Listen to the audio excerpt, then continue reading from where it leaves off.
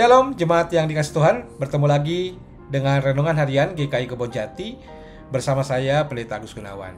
Hari ini kita akan sama-sama merenungkan bagian dari Matius 26 ayat 36 sampai 46. Ini peristiwa tentang Tuhan Yesus yang berdoa di Taman Getsemani, dan tema hari ini adalah apa yang Tuhan mau, bukan yang aku mau.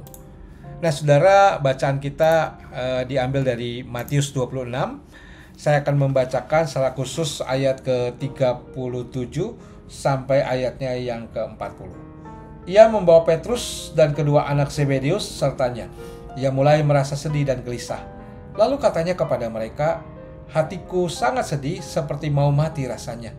Tinggallah di sini dan berjaga-jagalah dengan aku." Kemudian ia maju sedikit, lalu sujud dan berdoa, "Ya Bapakku, jikalau sekiranya mungkin, biarlah cawan ini berlalu dari hadapanku, tetapi janganlah seperti yang ku kehendaki, melainkan seperti yang Engkau kehendaki." Ia kembali kepada murid-muridnya dan mendapati mereka sedang tidur. Lalu ia berkata kepada Petrus, "Tidak sanggupkah kamu berjaga walau 1 jam bersama aku?" Nah, saudara, peristiwa pergumulan Tuhan Yesus menjelang wafatnya dirayakan oleh gereja dengan sebutan Kamis Putih, atau ada beberapa gereja juga merayakan peristiwa malam Getsemani. Namun yang jelas, saudara, pada waktu malam menjelang Yesus ditangkap, sebelum dia diadili dan kemudian disalibkan, di situ kita melihat Tuhan Yesus sedang mengalami derita batin yang luar biasa. Nah, saudara, Pendeta Yahya Wijaya menulis satu buku yang cukup menarik, judulnya adalah Tertarik kepada Tuhan yang Tidak Menarik. Di sana Pendeta Yahya Wijaya menggambarkan bahwa di Taman Getsemani Yesus tidak menarik lagi. Di Getsemani Yesus bukanlah Tuhan yang menjadi tujuan semua doa manusia, tetapi manusia yang merasa butuh berdoa. Di Taman Getsemani Yesus bukanlah Tuhan yang berwibawa, tetapi di sana kita melihat Yesus menjadi manusia yang sedih dan gentar, resah dan gelisah.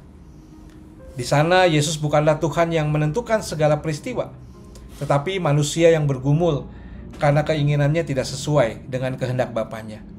Nah, saudara, di Taman Getsemani itulah Yesus bukanlah Tuhan yang ditaati umatnya, tetapi kita melihat Yesus menjadi manusia yang taat kepada Bapaknya.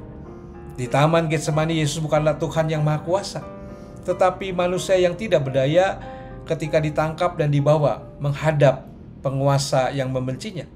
Wajar pada waktu peristiwa itu Yudas, Petrus, dan semua muridnya meninggalkan dia. Kalau tidak secara fisik, pasti secara politik. Maka itu, saudara, di Matius 26 ayat 37 disebutkan dia mengalami perasaan sedih dan gelisah. Kalau saudara membaca bagian Injil lain seperti Markus 14 ayat 34, Tuhan Yesus berkata, "Hatiku sangat sedih, seperti mau mati rasanya."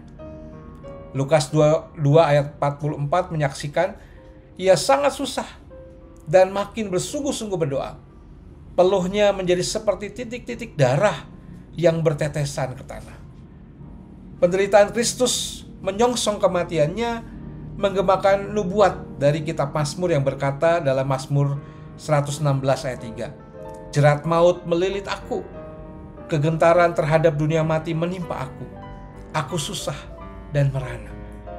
Nah, saudara, di dalam peristiwa Getsemani itu kita melihat gambaran Yesus begitu merasa takut, gentar menghadapi hukuman dosa itu. Tetapi dalam doanya dia mengatakan bahwa bukanlah kehendakku yang harus terjadi, tetapi kehendak Bapa yang terjadi. Dalam doa itu, saudara, kita melihat bahwa kasih Allah di dalam Kristus itu tidak pernah berubah. Dalam situasi demikian, biasanya orang yang sedang menderita atau tertekan dalam menghadapi kematiannya akan lebih cenderung untuk memikirkan keadaan dirinya. Dia menjadi lebih pesimis, seluruh pikirannya hanya terarah ke hal-hal yang negatif dan menakutkan. Dia bisa jadi bersikap tertutup kepada orang lain dan tentu saja tidak mau peduli dengan keadaan orang di sekitarnya. Tetapi jika kita membaca, saudara, bagian dari Yohanes 13 ayat 1, itu kita melihat gambaran sikap pribadi Yesus yang berbeda. Ketika ia tahu sebentar lagi ia akan mengalami kematian yang mengerikan, dijelaskan sama seperti ia senantiasa mengasihi murid-muridnya, demikianlah sekarang ia mengasihi mereka sampai kepada kesudahannya. Nah, saudara, bayang-bayang kematian yang sebentar lagi terjadi telah merupakan suatu siksaan batin yang luar biasa, yang begitu hebat. Tetapi kalau mau digambarkan lebih menyakitkan adalah ketika Yesus mengetahui juga bahwa salah seorang muridnya yaitu Yudas Iskariot telah mengkhianati dia dan menyerahkan dia kepada para imam. Namun justru pada saat Yesus mengalami situasi yang paling kritis dalam kehidupannya, dia tetap mampu mengasihi murid-muridnya. Dikatakan, ia sekarang mengasihi mereka sampai kepada kesudahannya. Nah, maka itu saudara, kasih Tuhan Yesus tidak berubah sedikit pun. Walaupun dia sedang mengalami yang namanya ketakutan, kegentaran, sedih, dan sangat menderita. Kasih Tuhan Yesus tidak bersyarat dan tidak terpengaruh oleh situasi apapun. Maka kalau kita melihat, saudara, doa Yesus di Getsemani ini menjadi menarik. Yesus berdoa, "Ya Bapa, jikalau sekiranya mungkin, biarlah cawan ini berlalu dari hadapanku, tetapi janganlah seperti yang kukehendaki, melainkan seperti yang Kau kehendaki." Yang kedua, Yesus juga berdoa, "Ya Bapakku, jikalau cawan ini tidak mungkin berlalu, kecuali apabila aku meminumnya, jadilah kehendak-Mu." Dan dikatakan yang ketiga, doa yang sama.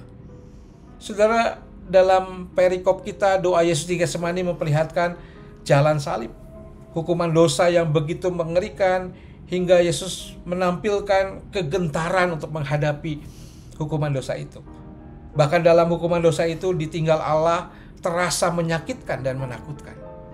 Dan kita tidak merasakan itu karena gambaran kita adalah gambaran para murid yang tertidur, yang tidak sedang menghadapi hukuman dosa yang begitu mengerikan itu. Maka itu saudara, peristiwa malam Getsemani bukanlah sekedar suatu peringatan secara cengeng akan penderitaan Kristus. Tetapi kita melihat bagaimana Kristus tetap setia menjalani peristiwa itu di tengah kegentarannya. Maka itu saudara, ketika kita merayakan peristiwa penderitaan Kristus dalam rangka menjalani karya penebusan dosa kita dan dalam rangka keselamatan kita, mari kita belajar dari teladan Kristus untuk mengutamakan kehendak Allah di dalam hidup ini. Tuhan memberkati kita. Amin.